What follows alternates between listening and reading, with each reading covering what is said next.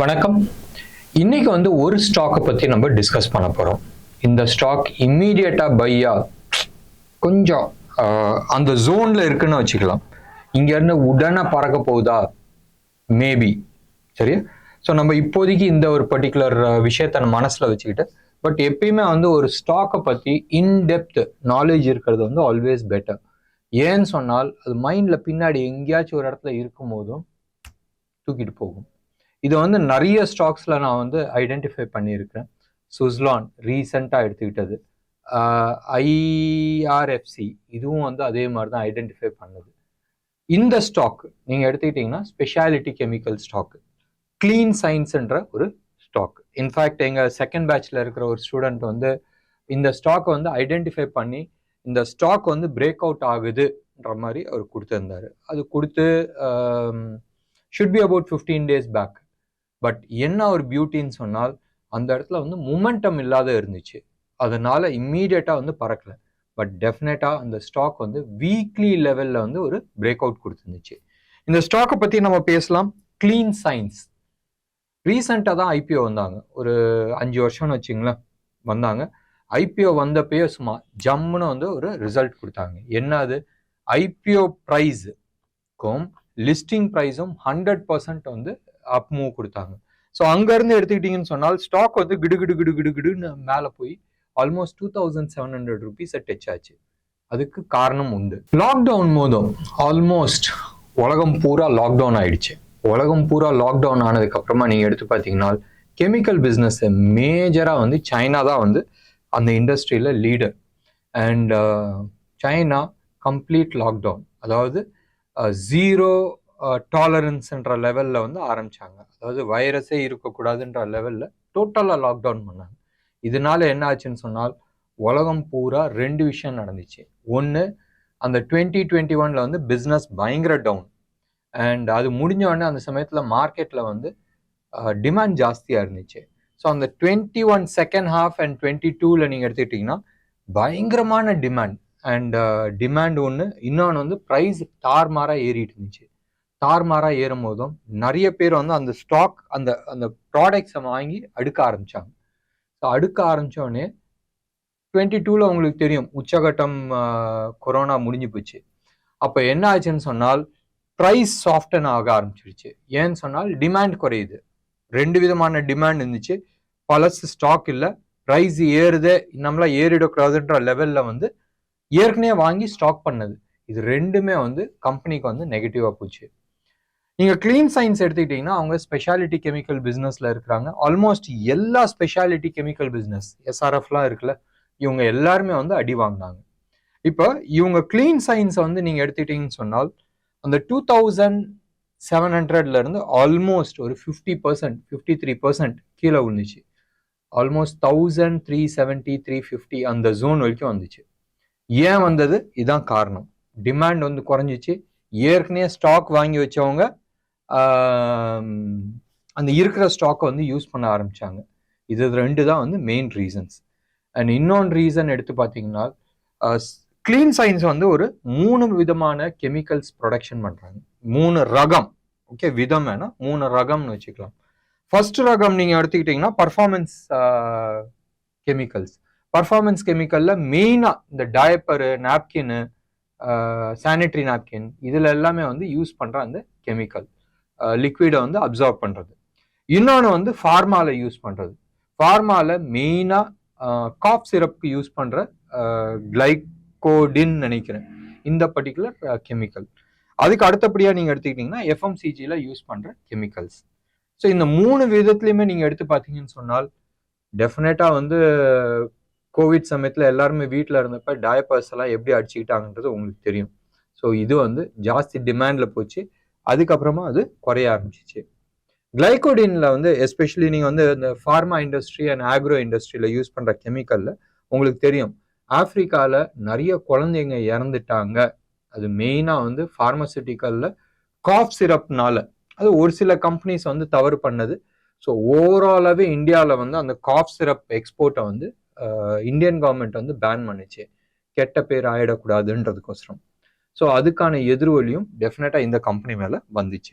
Clean science எப்படி start ஆச்சுன்னு சொன்னால் early 2000s அதாவது நிறைய கெமிக்கல் கம்பெனிஸ் எல்லாமே இந்தியாவில் இருந்தாங்க. பட் இவங்க எல்லாருமே வந்து என்வாயர்மெண்ட் ஃப்ரெண்ட்லியா இல்லை. உங்களுக்கே தெரியும், இங்கே திருப்பூர்ல எல்லாம் பண்ணிட்டு இருந்தாங்க, இல்லை இங்கே நாமக்கல், கரூர் அந்த சைட்லாம் வந்து நிறைய பண்ணியிருந்தாங்க. சென்னையிலையும் நிறைய பண்ணிட்டு இருந்தாங்க. கெமிக்கல் கம்பெனிஸ் எதுவுமே வந்து ட்ரீட்மெண்ட் பிளான்ட் வைக்காத தண்ணியெல்லாம் வந்து இயற்கையில் டைரெக்டாக ஆற்றுல திறந்து விட்டுறது, இது மாதிரிலாம் இருந்துச்சு.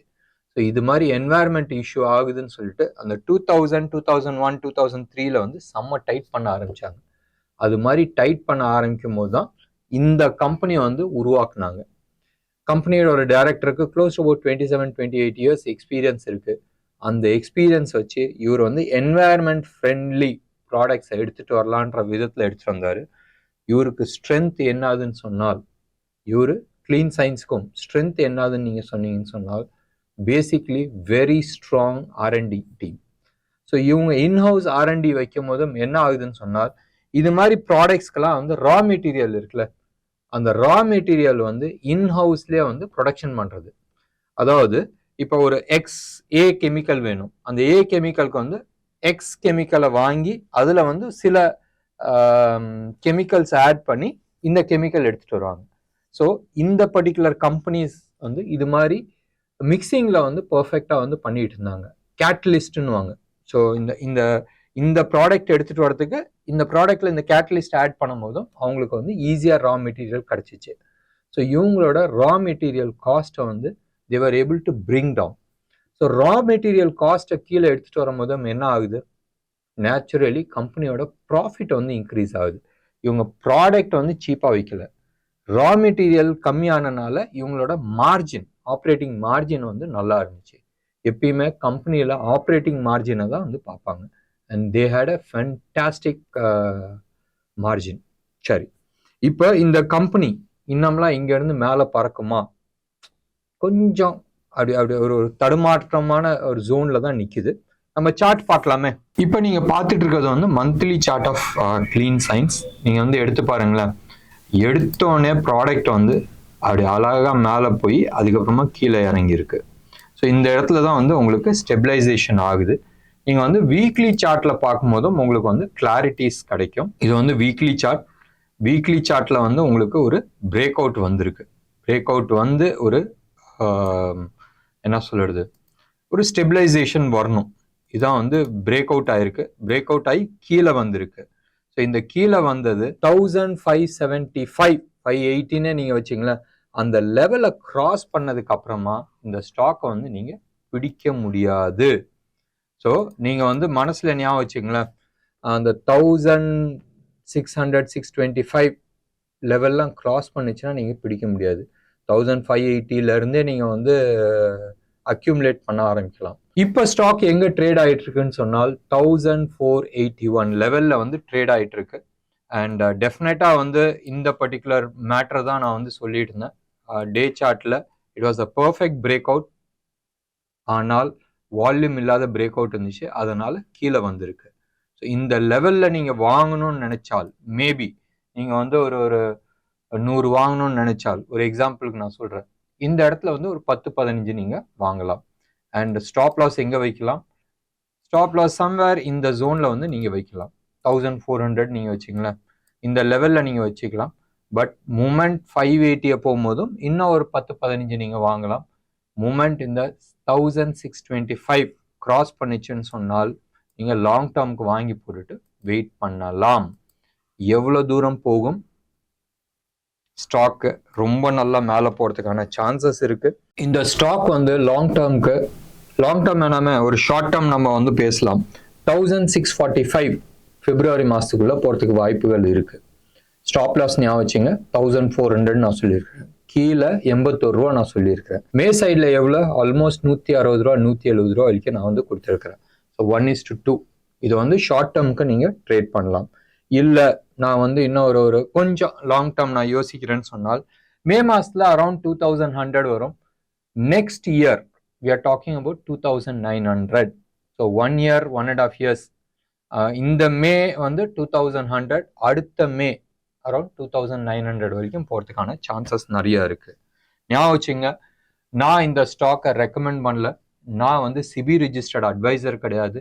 நான் ஸ்டாக்கை பற்றி ஃபுல் டீட்டெயில்ஸ் நான் வந்து உங்களுக்கு கொடுத்துருக்குறேன்.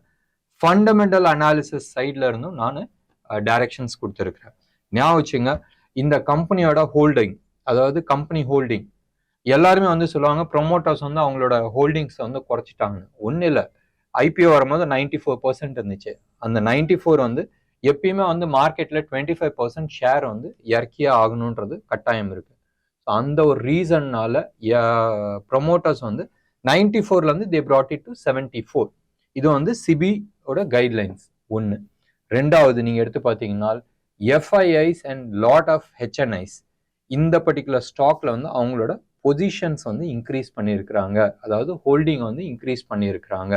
ஸோ தட் மீன்ஸ் இம்மீடியட்டாக இது மேலே பறக்கிறதுக்கான சான்சஸ் இல்லை, but definitely it is a very good stock. நீங்கள் promoters plus FIIs plus HNIs நீங்கள் போட்டிங்கன்னா ஆல்மோஸ்ட் 95% 96% வந்து அவங்களே ஹோல்டிங் பண்ணிட்டு இருக்காங்க. ஸோ ஸ்டாக்குக்கான ஃபர்தர் டவுன் சைடு இருக்கான்னு கேட்டால் ரைட் நவ் ஒன்றும் பெருசாக வந்து நெகட்டிவ் சைடில் இல்லை. பட் ஞாபகம் வச்சுங்க, மார்க்கெட் பெருசாக கீழே உழுவுதுன்னு சொன்னால் எதா இருந்தாலும் விட்டுட்டு ஓடுறது வந்து புத்திசாலித்தனம். ஸ்ட்ரிக்ட் ஸ்டாப் லாஸ் மெயின்டைன் பண்ணுங்க. ஒவ்வொரு கட்டத்திலையும் ப்ரைஸ் வந்து மேலே இன்க்ரீஸ் ஆகும் போதும் நீங்கள் ப்ரைஸ் ஸ்டாப் லாஸை வந்து ஒவ்வொரு லெவலில் வந்து மேலே இன்க்ரீஸ் பண்ணிட்டு போகிறது புத்திசாலித்தனமாக இருக்கும். என்ன நேர்களே, இன்னைக்கு ப்ரோக்ராம் எப்படி இருந்துச்சுன்றது உங்களோட கமெண்ட் பாக்ஸில் கொடுங்க. அண்ட் டெஃபினட்டாக லைக் பண்ணுங்கள், ஷேர் பண்ணுங்கள். நன்றி, வணக்கம்.